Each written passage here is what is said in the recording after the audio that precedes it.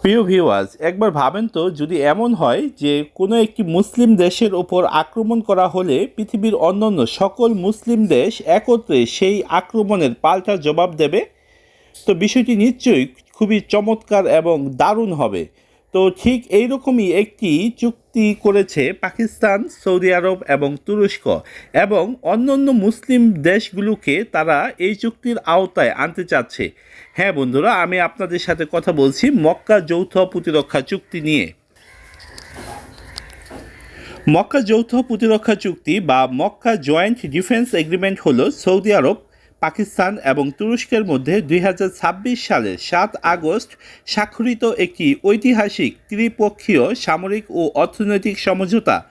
মুসলিম বিশ্বের এই তিনটি গুরুত্বপূর্ণ শক্তির সামরিক সম্ভাবনা ও ভূ রাজনৈতিক প্রভাবকে এক সুতোয় গাঁথাই হলো এই চুক্তির মূল উদ্দেশ্য।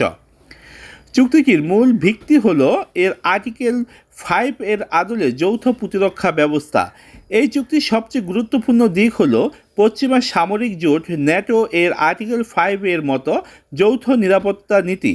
চুক্তির শর্ত অনুযায়ী কোনো বাইরের শক্তি যদি স্বাক্ষরকারী তিনটি দেশে যে কোনো একটির ওপর সশস্ত্র আক্রমণ চালায়, তবে তা বাকি দুটি দেশের ওপর আক্রমণ হিসাবে বিবেচিত হবে এবং তারা সম্মিলিতভাবে তার জবাব দিবে। দ্বিতীয়ত বিষয়, তুরস্কের উন্নত সামরিক প্রযুক্তি যেমন স্টিলথ ও কমব্যাট ড্রোন, বিমান প্রতিরক্ষা ব্যবস্থা এবং পাকিস্তানের দূরপাল্লার ক্ষেপণাস্ত্র প্রযুক্তি শেয়ার করার বিষয়েও এতে বিশেষ বিধান রাখা হয়েছে। চুক্তির অংশ হিসাবে সৌদি আরব পাকিস্তানের ভঙ্গুর অর্থনৈতিক বিপর্যয় পরিস্থিতি মোকাবেলা বা সামাল দিতে দীর্ঘমেয়াদী অর্থনৈতিক সহায়তা প্যাকেজ এবং তুরস্কের প্রতিরক্ষা সরঞ্জাম ক্রয় করার জন্য অর্থ সংস্থানের প্রতিশ্রুতি দিয়েছে। এছাড়া তিনটি দেশের সামরিক বাহিনীর মধ্যে নিয়মিত যৌথ প্রশিক্ষণ, সামরিক ড্রিল এবং আঞ্চলিক নিরাপত্তা বিষয়ক তৎক্ষণাৎ গোয়েন্দা সংস্থা বা ইন্টেলিজেন্স শেয়ারিং এর বিনিময় ব্যবস্থা নিশ্চিত করা হয়েছে। চুক্তিটির ভূ রাজনৈতিক তাৎপর্য বলা বাহুল্য। এটি দারুণভাবে কাজ করছে ভূ রাজনৈতিক সমীকরণকে নতুনভাবে পর্যবেক্ষণ করার ক্ষেত্রে। এটি কেবল একটি সামরিক প্রতিরক্ষা চুক্তি নয়, বরং মধ্যপ্রাচ্য ও দক্ষিণ এশিয়ার মধ্যে এটি একটি নতুন সামরিক অক্ষ তৈরি করেছে। সৌদি আরব সাম্প্রতিক সময়ে ঐতিহ্যবাহী আমেরিকান সামরিক নির্ভরতা থেকে বের হয়ে আসা যে নীতি গ্রহণ করেছে তা এই চুক্তির মাধ্যমেই বাস্তবভাবে প্রতিফলিত হয়েছে। পাকিস্তান ও তুরস্কের মধ্যকার এই ঘনিষ্ঠ সামরিক প্রযুক্তিকে বা সামরিক চুক্তিকে দক্ষিণ এশিয়ার ভূ রাজনীতিতে ভারতকে গভীরভাবে পর্যবেক্ষণে রেখেছে। পাকিস্তান সামরিকভাবে অত্যন্ত শক্তিশালী এবং তুরস্ক সামরিক যে প্রযুক্তি সেখানেও অনেক শক্তিশালী।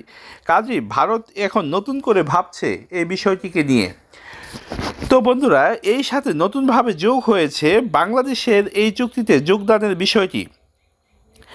সৌদি আরব, পাকিস্তান ও তুরস্কের মধ্যকার এই মক্কা প্রতিরক্ষা চুক্তিতে বাংলাদেশ যোগদানের বিষয়ে সরকার বেশ ইতিবাচক বলে উল্লেখ করা হয়েছে।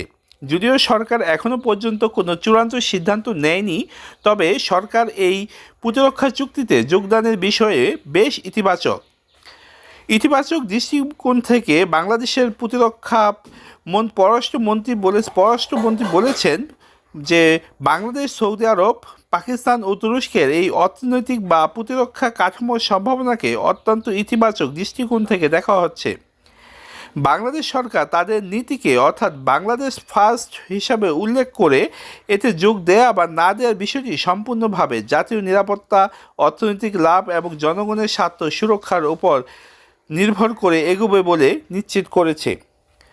মূলত মক্কা প্রতিরক্ষা চুক্তির মাধ্যমে মুসলিম বিশ্বের প্রভাবশালী দেশগুলোর সাথে সামরিক, অর্থনৈতিক ও কূটনৈতিক সম্পর্ক জোরদার করার একটি বড় ধরনের সুযোগ তৈরি হতে পারে বলে বিশ্লেষকরা মনে করছেন।